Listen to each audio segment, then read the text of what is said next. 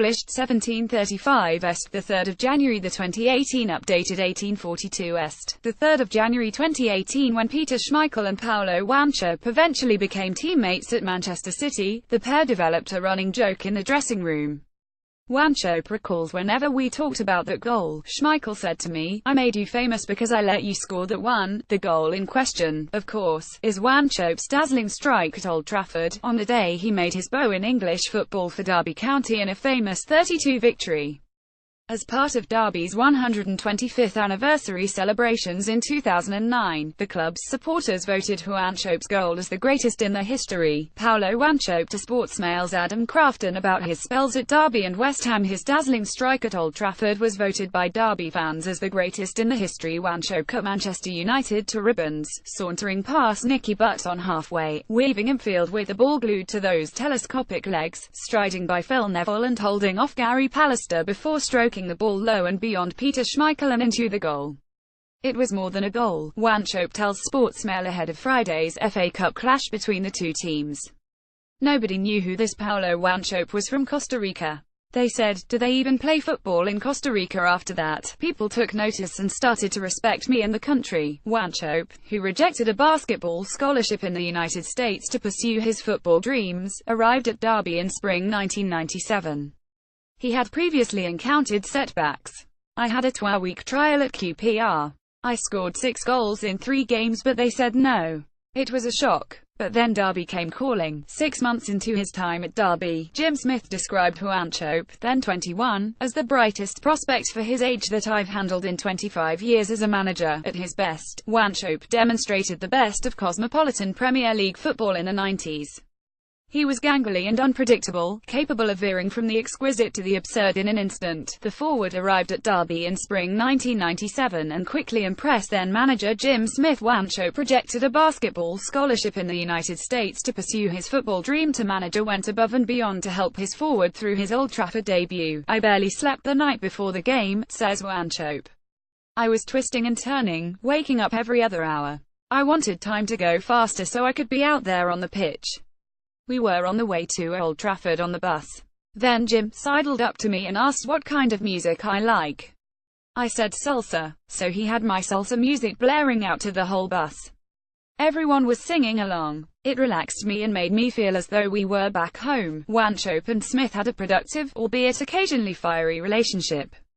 After substituting Wanchope in a 10 defeat at Barnsley, Smith accused the Costa Rican of flouncing off the pitch like an actor. "A lot of things happened in the dressing room," says Wanchope.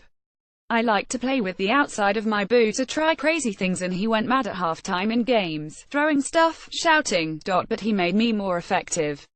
I felt I had to prove myself every day." Wanchope left Derby for West Ham, where he played alongside the crazy Paolo di Canio after scoring 23 goals in 72 Premier League games for Derby. Wanchope joined West Ham for £3.5 million in 1999. He scored 12 goals in a team featuring Paolo di Canio and the emerging talents of Rio Ferdinand, Joe Cole, Frank Lampard and Michael Carrick. "That was some squad," he says. "Those kids had a great mentality. Ferdinand and Lampard always did extra work. Frank worked hard on his agility. I remember noticing that he was always doing something more in the gym every day. It is those little details that set those players up for life." And then there was Di Canio. Passionate, crazy. On the day of the game, his mood was very serious and crazy. He sat in the dressing room before games and started talking to his legs. He was in the zone, concentrating, telling his legs they need to be prepared, they needed to do this or do that. I was on the bench when he scored his volley against Wimbledon. Wow, he did that kind of thing in training every day." At Manchester City, Wanchope became a terrace hero but he was beset by injury troubles. The latter stages of his career took him to Spain, Qatar, Argentina, Japan and the United States. In his home country, Wanchope has hero status after scoring 45 goals in 73 international appearances, including 2 goals in a 4-2 defeat by Germany at the 2006 World Cup.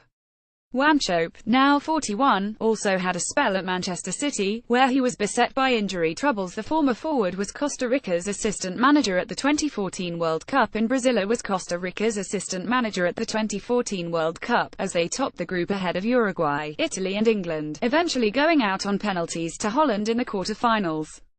He became head coach but resigned after 6.5 months following a brawl with a security guard during an under-23 match in Panama. Footage went viral and the steward did seem the more vicious aggressor. "There were two ways back to the dressing room," he says, "through the pitch or out of the stadium.